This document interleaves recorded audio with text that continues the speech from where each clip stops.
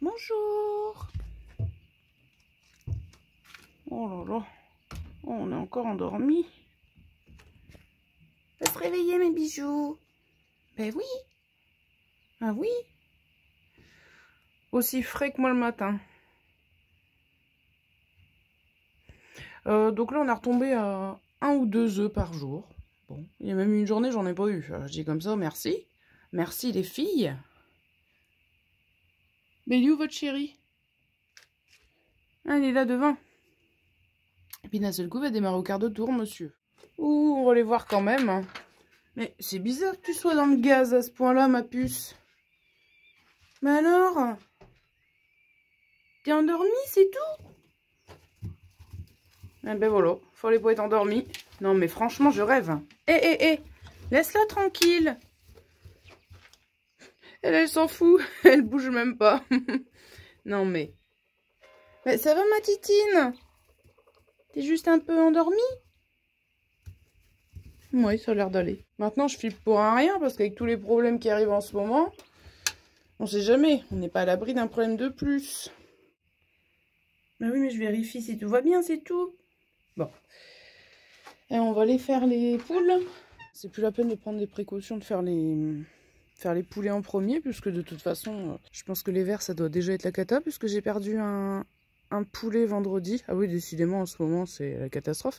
Puis il y en a quelques-uns, j'ai trouvé un peu maigrichons, mais c'est compliqué hein, pour vermifuger tout le monde. Ils sont tellement nombreux, je sais pas trop ce que je vais faire. Et je suppose que c'est ça le souci, mais on en parlera après. Là, on va déjà parler de Luna, ouvrir les poules. Et oui, c'est pour ceux que ça intéresse de savoir. Pour tout ce beau monde, 2 bidons remplis comme ça par mois de grains. Quand je dis rempli, c'est vraiment rempli assez haut. Mais il m'en faut 2 par mois. Je fais en gros 2 semaines avec un bidon. Donc ça mange beaucoup. Hein. Je parle même pas des cailles. Hein. Je parle que des poules et des poulets. Oui, je vais vous narguer.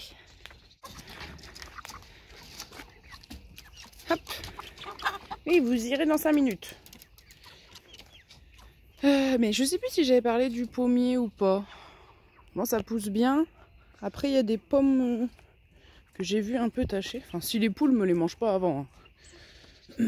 Je sais plus, ouais, c'était ici, là. Ah, bah d'accord. J'avais pas regardé de près. Bon, c'est les poules hein, qui ont mis des coups de bec. Bon, je préfère encore ça que des maladies ou des vers. D'accord. Des coups de bec. D'ailleurs, ça me fait encore penser à Luna qui m'est bien grimpé dans le pommier. Pauvre louloute. Je vais en reparler là.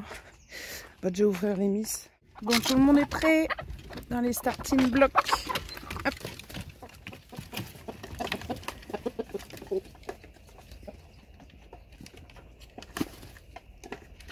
Bah, Gloussette, c'est toi la dernière aujourd'hui? Hop là. Ah, on a déjà un œuf. C'est une chance qu'il soit pas cassé d'ailleurs. On va le mettre dans la boîte.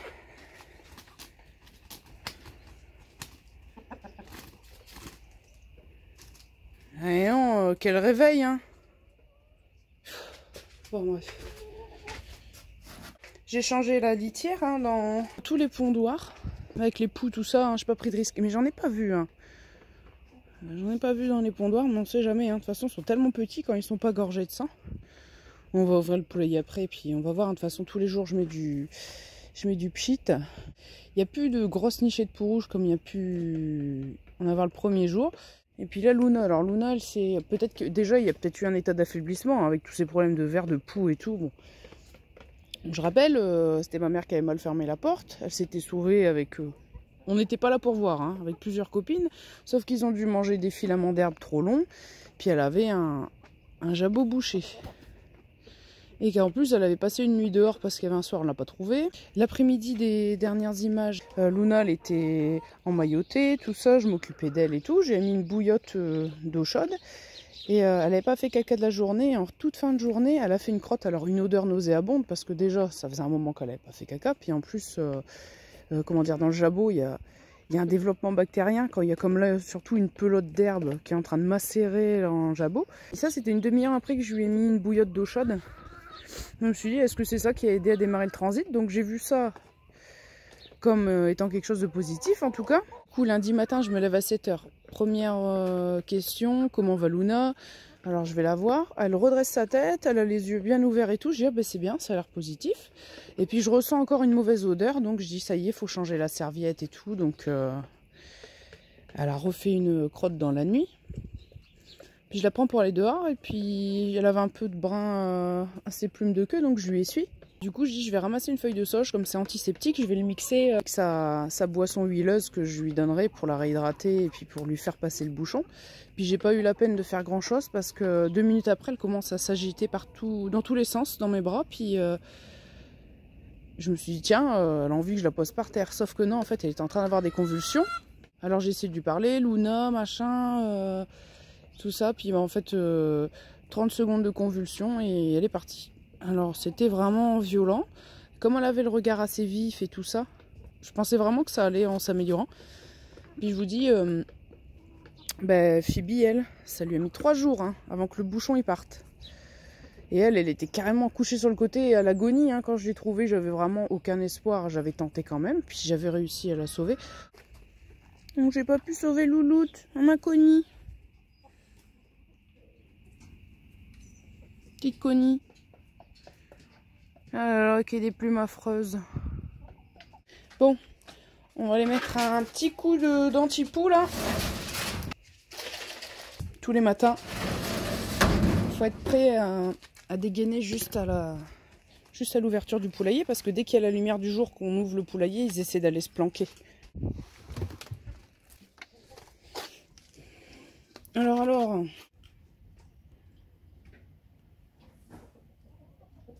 Ah, on en voit un bien rouge là qui marche là. Ouais, ici, toujours sur la bordure. J'en mets là. Oula. Du coup, comme le produit est à base de pyrètre, hein, et que ça n'agirait pas que contre les poux, mais contre d'autres insectes, je peux pas l'utiliser au potager du coup. Je sais pas ceux qui connaissent... Bon, de toute façon, ils sont morts, hein, parce qu'ils ont été gazés depuis longtemps. Il y avait ces bestioles-là un peu partout. Mais je sais pas si c'est des prédateurs naturels. Bon, ils sont morts maintenant, mais... Si c'est censé être des prédateurs naturels, des poux rouges. Mais là où il y avait des nichés de poux rouges, comme par hasard, je trouvais ces insectes. Donc je me demande... Ah bah non, Gloussette, Bella, elle est déjà occupée, là. Alors des fois, Gloussette, ce qu'elle fait, c'est qu'elle prend un côté.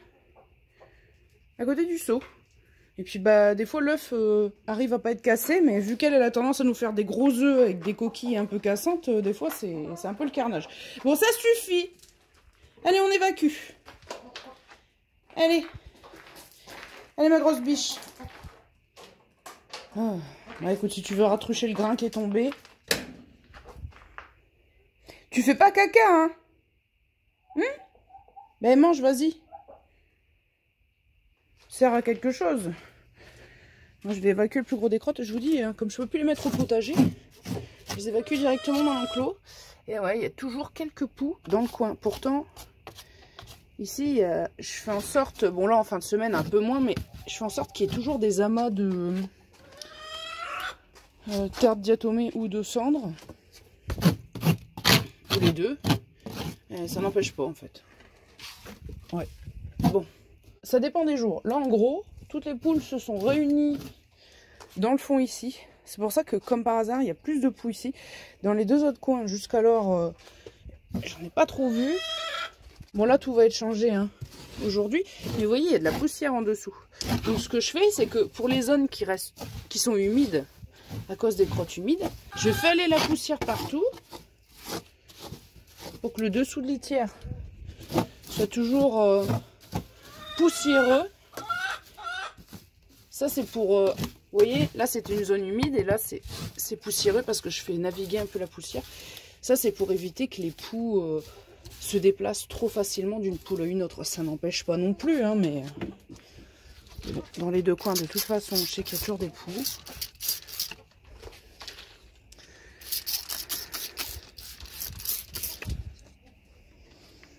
Voilà, c'est vraiment que quelques-uns qui se baladent par-ci par-là. Mais bon. Alors là, non. Hein. Ah non, une crotte. Ah, mais ça, c'était sûr. Super, hein? Franchement. Mais non, mais... Allez, vous allez me saouler, là. Franchement, là. Non. Bon, tout le monde évacue. Ça suffit. Allez. Zou. Faut pas vous faire confiance. Allez, zou. Zou, zou, zou. Oui, oui. Allez. Pchit.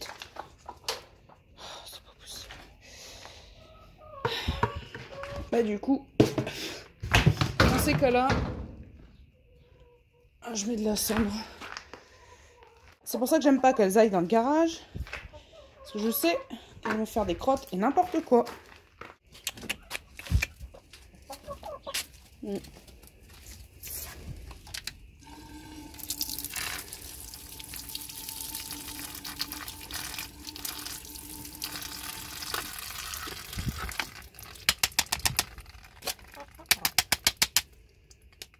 J'enlève le plus gros. Pourquoi tu démontes le travail que je viens de faire? Je peux savoir? Du coup, la mangeoire des poulets est ici. Parce que, comme il y a quelques poux... Mais vous en avez une, vous avez la même chose à manger. Ça suffit. Comme je sais qu'il y a quelques petits poux rouges, non gorgés de sang, hein, qui se baladent en dessous. Mais tu m'énerves, hein? T'es corps énervé, hein, Susu. Hein. C'est pas vrai, hein. Je vous dis pas. Quand c'était de la litière de lin, comment ils allaient gratter là-dedans. Mais des fois, les copeaux, ils ont une petite crise. Hein. Pourtant, ils sont habitués aux copeaux, mais des fois, ils aiment bien aller gratter là-dedans. Des fois, je sens... J'ai l'impression d'avoir des poux sur moi. J'ai des fausses sensations de trucs qui marchent sur moi, là. Bouf. Bon. Donc voilà, forcément, la lutte contre les poux, ça continue, mais... Et du coup, c'est pas prêt de s'arrêter. On va aller faire les poulets. On va parler un peu du... Oui, du coup, Luna est morte lundi, morte et enterrée lundi. Et puis, ben, le poulet qui n'allait pas bien, c'était le plus gros. Et je suppose, par rapport à la couleur, sa proximité avec moi, parce qu'il y en a un autre, celui qui a une tache noire sur le bec, qui avait les mêmes coloris en plus petit, mais qui lui est très sauvage. Donc il y avait un petit qui était proche de moi en couveuse, que Susu avait rejeté, quand je lui avais fait accepter les petits. Bon, puis finalement j'ai dû séparer tout le monde, hein, parce qu'il y avait deux poussins qui avaient été mangés par un corbeau, enfin bref. Et donc Susu l'avait rejeté, il était proche de moi en couveuse, et par rapport au coloris et à son attitude, je suis à peu près sûre que c'était ce petit-là. Mais ça faisait bien 3 semaines où je le trouvais un peu moins vif. Je pense que de toute façon, il y a beaucoup de problèmes qui s'expliquent par des vers. Eux, ils n'ont pas pu être vermifugés, c'est un peu compliqué. Le flux vermal, il faut leur faire prendre individuellement. Alors bon, d'après mes calculs, normalement ils sont 28. Il doit m'en rester 28. Parce que j'avais eu 15 petits. Il y a 2 petits morts tués par un corbeau à la première couveuse. Il y en a eu un qui était mort parce qu'il était handicapé. Donc il m'en restait 12. Après il y a eu une couveuse de 15 poussins. Là tout le monde a survécu. Ça fait 27. J'ai gardé une poule rousse et une cougne rousse. Ça fait 29. Et puis il y en a un qui est mort, donc 28. Normalement j'en ai 28. Alors leur faire prendre du flux vermal individuellement pendant 5 jours à tout le monde, c'est un peu compliqué. Oh là là.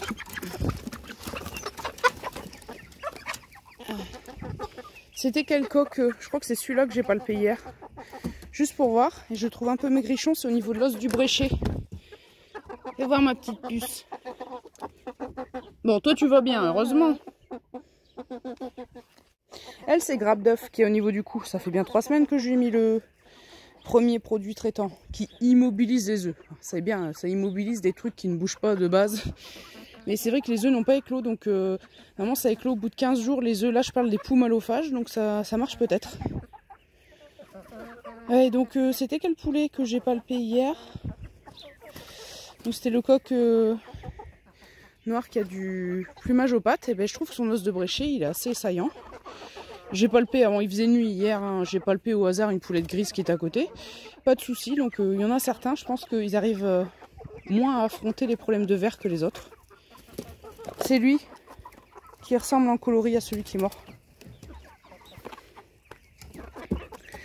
Il va falloir que je me débrouille.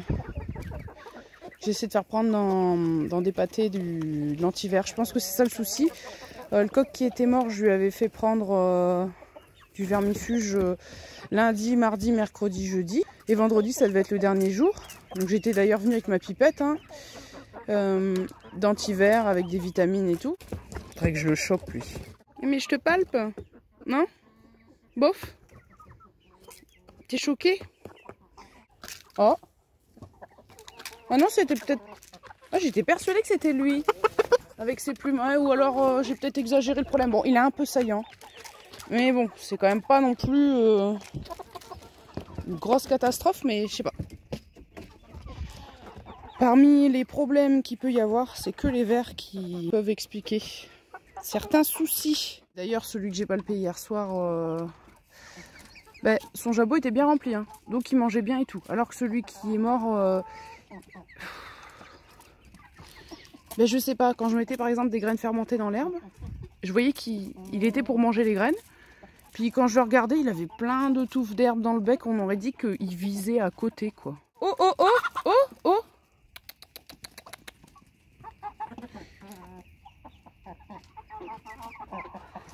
Mais il en a après la rousse, hein.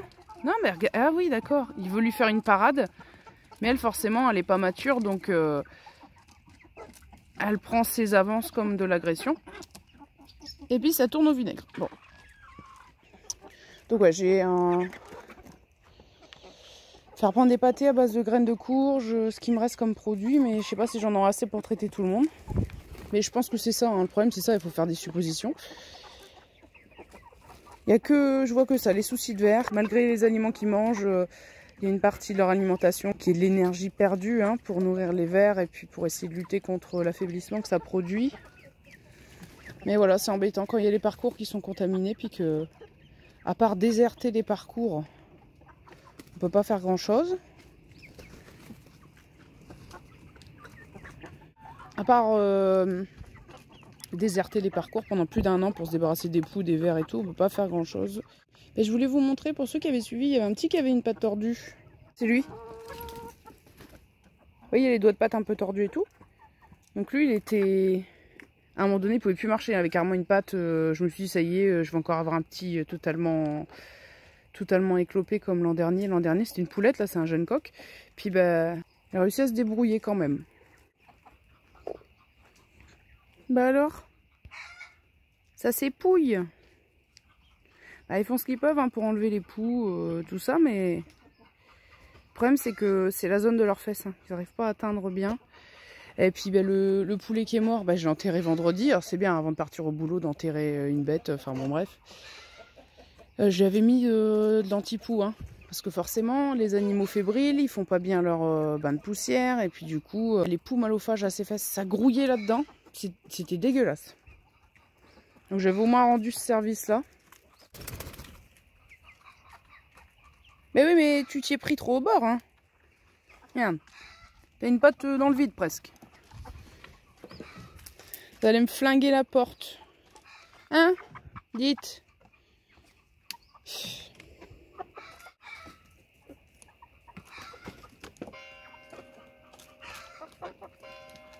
Ça chante un peu, c'est les hormones, on dirait des dinosaures, mais ça suffit! Le noir là, hein, qui est en frontal avec l'autre. C'est un petit Luna, je pense. La même tête. Bon alors ma biche, heureusement que t'es une pacifiste toi. Hein. T'as des sourcils blancs.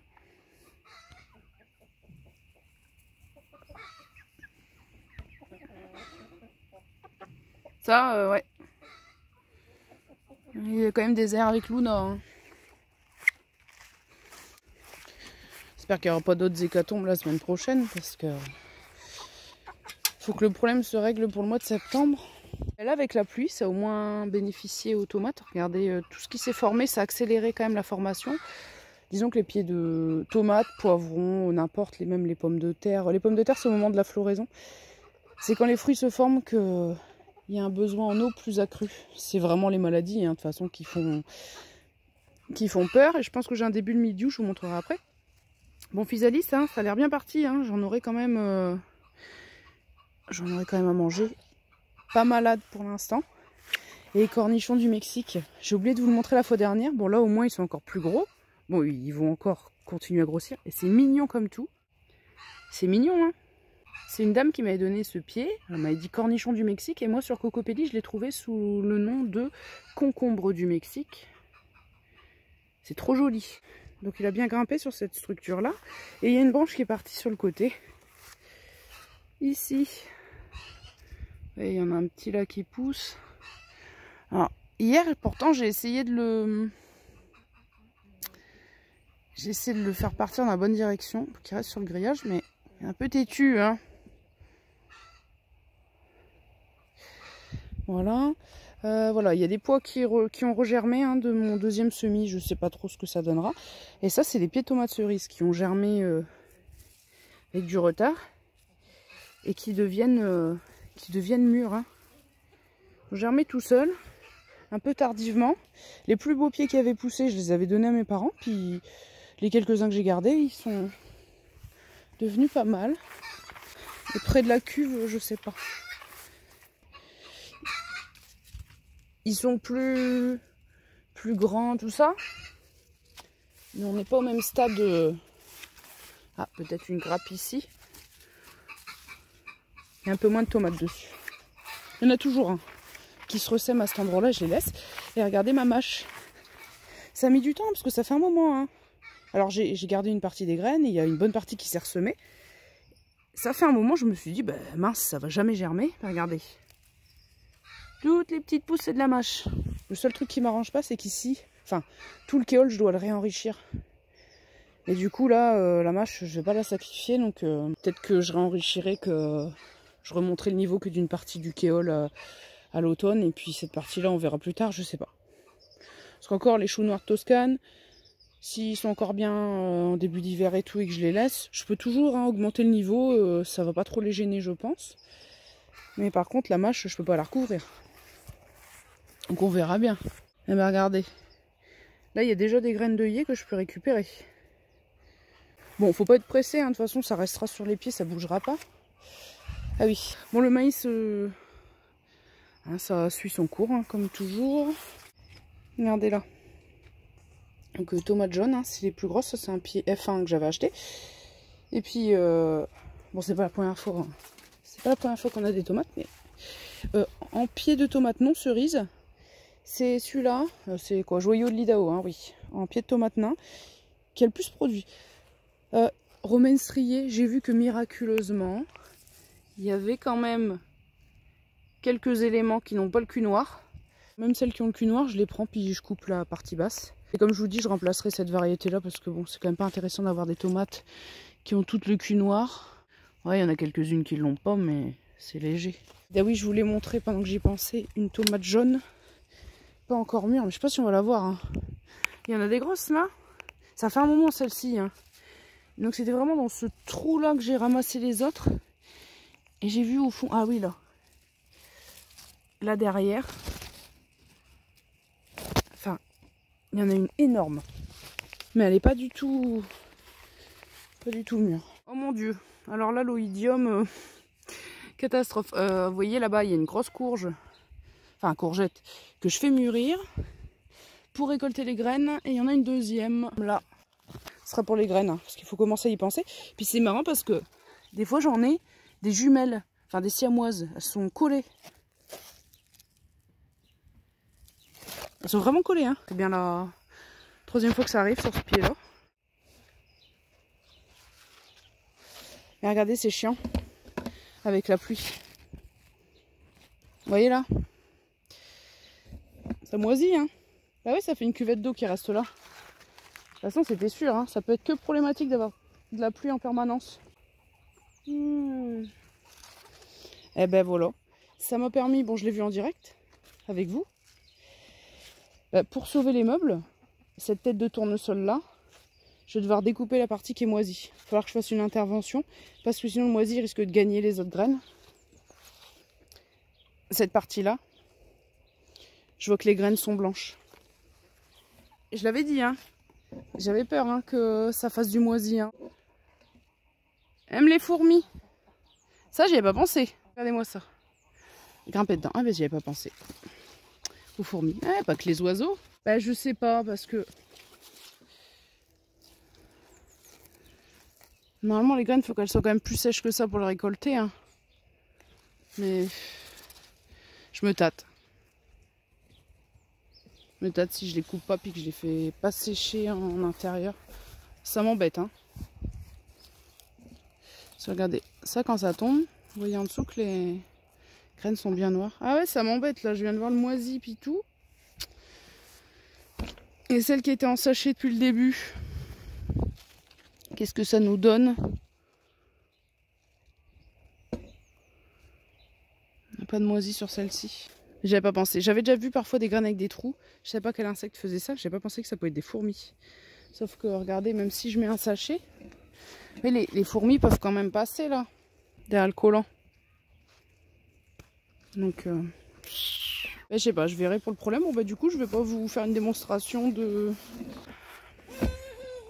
Bon, j'enlève le trépied, du coup, ça sert à rien. Bah ouais, je vais pas vous faire une démonstration de collant sur les têtes. Puis il va falloir que je trouve une autre solution si les fourmis commencent à me bouffer les graines. Vraiment... Ah oui, il y en a plusieurs qui chantent là de coque. Oui, vous saviez, les pommes de terre, j'avais des graines là, ça fait des boules. Là, je vais prendre en photo. Il y a 2 boules qui étaient encore bien vertes. Je les ai prises pour les mettre dans la maison parce que les autres, ils étaient un peu tachés. Et je ne veux pas, au cas où, utiliser des graines qui seraient contaminées. La plupart des maladies fongiques, ça contamine pas les graines, mais il y en a qui peuvent contaminer quand même. Puis les autres, elles sont tombées. Vous voyez, elles sont tombées toutes seules, mais elles étaient un peu tachées. Alors, à moins que les taches qu'il y avait, c'était le processus naturel. Parce que là, dans la maison, c'est en train de devenir marron. Mais je sais pas, j'étais dans le doute. Je préfère ramasser les 2 qui étaient vraiment encore bien vertes, qui ne seraient pas éventuellement contaminées par quoi que ce soit, pour les mettre en intérieur. Donc celles-ci, c'est celles qui sont venues à maturité en dernier. Mais regardez, il y en a encore qui sont en fleurs. Hein. Ouais, il y en a qui se sont développés un peu tardivement. Mais là, là ça y est. Hein. Ça pour moi, c'est le mildiou. Quand on voit des feuilles qui jaunissent, quand il y a du jaune... Ça me fait penser à autre chose comme maladie fongique. Mais par contre, juste des taches noires, pour moi, ça sent le mildiou. Et j'en constate aussi sur les tomates. Donc là, il faudrait faire le tri. C'est-à-dire pas couper celles qui sont encore bien vertes, mais vraiment être sûr qu'il n'y ait pas de mildiou. Mais encore, et encore. Ouais, normalement, il faudrait couper toutes les fanes. Ou pas trop tarder pour pas que ça contamine les pommes de terre. Normalement.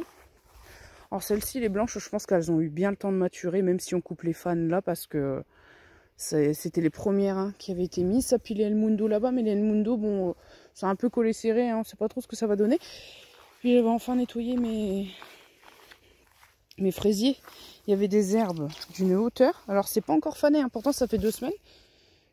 Parce que, ça c'est... ils se sont même enracinés à nouveau. Ah d'accord. Tellement le temps était humide. Donc je vous dis pas à la hauteur des mauvaises herbes, là il y a les orties du voisin qui s'égrènent partout. C'est ce terrain là que je suis censée racheter derrière. Vous croyez qu'il ferait l'effort d'entretenir enfin bon bref. Il y aurait de quoi s'énerver des fois. Bref. Donc j'ai revu des petites fraises en formation, mais je ne sais pas. Ils avaient même plus de lumière du jour parce qu'il y avait un filet. Puis en fait, les mauvaises herbes qui faisaient presque 1 mètre de haut, ça avait poussé le filet et tout. Ils avaient presque pas de lumière. C'était comme un cocon humide. Ben, ça leur a bien plu. C'est vrai que les fraises, c'est quand même des... Les fraisiers, c'est des plantes de sous-bois finalement. Et puis, bon, ben, mes fraisiers ont tous survécu. Même si j'ai pas trop profité au niveau des fraises. Mais comme par hasard, cet endroit-là où je les ai mises, où j'ai mis un filet, donc qui ne me permettait pas de pouvoir bien entretenir, ben, il y a eu... tout un tas d'adventices qui sont mis à pousser. C'était catastrophique. Bon. Le bassin de niveau, on n'est toujours pas trop mal. C'est un tout petit peu baissé, mais ça va. Et je vous dis pas l'automne quand je vais devoir couper tout ça. Ça va être marrant. Ici, il n'y a pas grand chose de nouveau. Alors j'ai hâte que les pois chiches finissent de maturer pour pouvoir les enlever, faire de la place. Parce que là, il y a les semis d'automne qui vont venir. J'avais passé un coup de binette lundi dernier, heureusement. Regardez, Pas l'air d'être... S'il n'y a pas une bestiole ou quoi qui me l'a mangé, ça n'a pas l'air d'être trop mal. Niveau taille de carotte. Ouais. Ah ouais. Pas mal quand même. Et puis bah, les poireaux ils sont heureux. Hein. Là, du temps humide comme ça. Ils ne demandent pas mieux du tout. Puis ouais, c'est à nouveau la jungle. Alors tout ce qui monte en graines, tout ça, ça part pour les poules. Hein. Les carottes, on attend avec impatience pour récolter les graines aussi. C'est pareil, c'est long, comme le persil tubéreux que je vais vous montrer là. Mais c'est méga long pour avoir les graines. Ça m'a l'air à peu près mature. Vous voyez les... Comment dire? Donc au début ça fait des fleurs. Donc là c'est un petit peu des fleurs en fin de vie quand même. Fleurs blanches. Après ça commence à sécher un peu. Ça sèche encore plus. Et après ça devient carrément comme ça. Et les graines en fait elles sont tout au bout. Tout au bout ici. J'ai l'impression.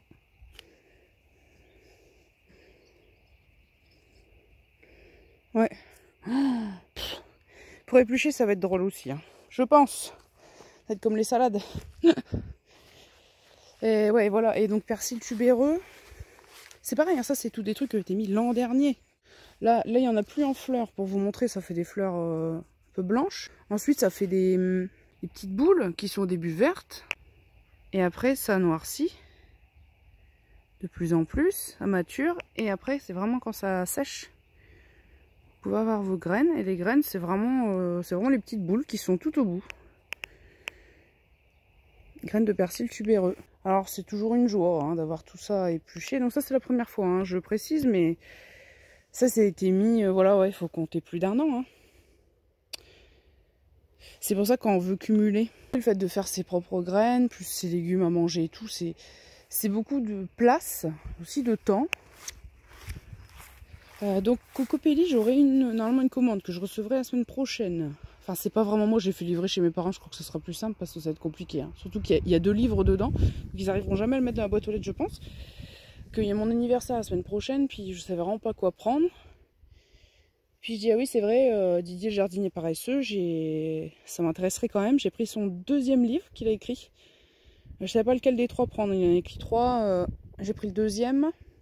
Après j'ai pris, c'est une traduction que lui s'est battu pour faire publier en France, qui n'avait jamais été publié en France. C'est une dame qui faisait de la culture sur foin déjà il y a très longtemps. Donc c'est un livre qui a été traduit en français, qui n'avait jamais été. Puis après je voulais ce livre là. Mais il a disparu du site Cocopelli du jour au lendemain, donc je l'ai pas eu. Et après j'ai pris tous les semis d'hiver. Pour les légumes d'été, on verra après. C'est-à-dire que par exemple butternut, je vais prendre une variété très productive, résistante, précoce, mais qui fait des petites butternuts de 500 grammes. Ça remplacera la butternut classique. Je vous dis, je mélange pas les familles. Hein. Cucurbita, Pepo, Maxima, Mochata, Argyrosperma. Donc Argyrosperma, c'est la courge du Mexique, qui ne me satisfait pas vraiment au niveau production. Donc je vais remplacer par la seule variété Argyroperma que j'avais trouvée sur Cocopelli. Bon, je sais plus ce que c'était. Mais tout aussi aubergines, j'en sais rien. Mais poivrons, je vais tester d'autres variétés précoces, productives, machin. Mais ça, j'attendrai qu'ils aient produit les graines de cette année. Donc c'est au courant de l'hiver que je passerai commande. Mais là, par contre, pour les semis d'hiver, il sera temps d'agir. Et donc voilà ce que j'ai pris pour les semis d'hiver. Hein. Je vous montrerai un peu plus au déballage la semaine prochaine. Alors c'est beaucoup des salades. La roquette, j'ai pris une variété qui résiste au froid. Normalement, tout ce que j'ai pris là, ça résiste au froid. Ça peut être semé soit août, soit septembre. Il y a Crutabaga où vraiment, ça dépendra si on a des gelées plutôt début novembre ou plutôt fin novembre. Si ça fait comme en 2021, quand on a une saison humide comme ça, il y a peut-être des chances qu'on n'ait pas de gelée avant fin novembre. Mais que l'hiver soit un petit peu plus rude que l'année dernière. Enfin, c'est ce que j'avais fait en 2021, en tout cas, quand on a eu beaucoup de pluie. Donc voilà, c'est pour les semis d'automne. Mais tout ce qui est chou, par contre, il va falloir que je déblaye ici. Ça serait plutôt là qu'il faudrait les mettre. Parce qu'ici, là, faudra pas que je remette du chou tout de suite. Avec les altises et tous les soucis qu'il y a sur le chou, les pathologies associées au chou, faut pas remettre du chou au même endroit. Donc cœur de pigeon, hein. Des graines de tomates de supermarché. Celles qui sont sans résidus de pesticides. Ça a bien poussé là. Ça va jusqu'ici en fait, ça s'est étalé là. Donc la zone de mildiou, c'est là où c'est le plus fouillis. Donc si ça peut vous prouver qu'il vaut mieux que ces pieds de tomates soient bien aérés, au moins ça vous le prouve. Ici pour l'instant ça a l'air d'aller. Ça c'est... Bon, à voir, hein, je sais pas pourquoi. Je trouve quand même qu'il y a des tronçons qui sont un peu en partie noirs. Alors mon père il m'a dit que c'était rien. Ça devait pas être ça. Bon. Ça c'est mes tomates cerises que j'avais sélectionnées pour la grosseur et qui m'ont fait des grosses tomates et que j'aimerais bien sélectionner encore. Donc ça c'est bien. Ils sont en phase de mûrissement. Donc même si la situation se gâte, je pourrais quand même les enlever, les faire finir de les faire maturer à la maison et quand même récolter des graines pour l'année prochaine. Les pieds les plus aérés, le milieu ça va. Donc ici, ce qu'on voit, c'est de l'alternariose. Ici, ça fait penser... J'avais dit la semaine dernière, je sais pas ce que c'était, ça fait penser à une maladie type mosaïque, je sais pas quoi, mais... Ça, c'est pas du mildiou, hein. Jusqu'alors. Les mildiou, là, par contre, ça, c'est autre chose. Et j'ai vu des tronçons qui noircissaient. Donc après, la plante peut quand même continuer à produire, hein. Si elle... comment dire, c'est en interne qu'elle fait des cicatrisations. Mais là, ici, c'est mildiou à fond de train. Complètement... Et je me suis fait une réflexion. Ah oui, mes concombres blancs là-bas, mes pieds sont morts. Hein. Il n'y a que les concombres qui finissent de maturer dessus, mais... Et je me dis... Bon, là, c'est un peu trop. Hein. Quand ils commencent à changer de couleur. Ça, c'est cornichon de Paris. Vous vous rendez compte comment ça peut devenir énorme? Finalement, on s'embête à faire des cornichons et des concombres. Mais en fait, bon, à part les pépins. C'est peut-être l'aspect pépin qui est peut-être gênant. Mais les concombres blancs que j'avais pris là-bas, c'était pas mieux. Hein. On peut prendre cornichons de Paris, admettons, quand ils sont petits, tout ça, tous les petits, on les fait en cornichons, puis les plus gros, on les mange en concombre, hein. Ou alors on les coupe en rondelles, on les fait en cornichons aussi, c'est ce que j'ai fait aussi. Donc des fois on s'embête. Il y a aussi, si on veut pas d'hybridation pour récolter les graines et tout, il y a aussi des variétés de dites concombres qui sont dans la famille des melons. Ça, il n'y a pas d'hybridation. Ouais, je sais plus. Là, c'est du Cucumis sativus, je sais pas quoi. Et il y a d'autres concombres entre guillemets où c'est des le nom scientifique c'est mélo à la fin. Donc ça s'hybridera pas, mais sauf qu'ils ont l'inconvénient des melons, d'aimer la chaleur et d'être un peu plus exigeants. Concombre blanc, je vais pas mentir, je suis pas si satisfaite que ça. Les pieds sont morts là-bas, alors qu'ici oïdium et puis même peut-être d'autres maladies qui s'ajoutent et ça se débrouille quand même pour produire. Le raisin, en commençant à en manger, c'est mûr. Et donc voilà, c'était pour vous dire que les tomates, le mildiou, là, ça a commencé. On verra s'il y a des pieds qui manifestent des résistances. Bon, s'ils meurent tous brutalement, faut pas leur en vouloir, hein, parce que imposer des conditions de culture comme ça à des tomates et puis se plaindre quand ça va pas, ça serait un petit peu trop exigeant. Mais dès que les pieds sont un peu plus... Parce que là, tout s'est effondré avec le poids des tomates, mais quand c'est plus surélevé, plus aéré, et encore, c'est pas terrible déjà là, c'est tout de suite mieux. Hein. Mais là, les zones qui respirent pas... et plus en contact avec le sol aussi. Et j'aimerais bien aussi les Paul Robeson. Vous voyez comme elles sont vert foncé ici. Ça c'est une tomate qui devient bien rouge et presque noire au-dessus. J'aurais bien aimé aussi que ça mature. Bon du coup je récolte, malheureusement ça j'abandonne. Hein, les romaines striées par exemple, les joyaux de l'Idaho. Dès qu'il y a une variété qui arrive à maturité et tout, je garde les graines. Donc ça je le fais au fur et à mesure. Je vais pouvoir le faire pour les cœurs de pigeons là. Comme ça je récolte cette fois-ci de mes graines là de cette année que j'ai faites. Et puis je le ferai au fur et à mesure. Les variétés qui n'ont pas pu arriver à maturité avant que le mildiou les achève, tant pis, mais bon. Donc voilà. Et la semaine prochaine, du coup, bon, j'espère qu'il n'arrivera pas de nouveaux malheurs avec les poulets, bien sûr. Normalement, on devrait voir la commande que j'aurai reçue de Cocopédie. Allez, à plus.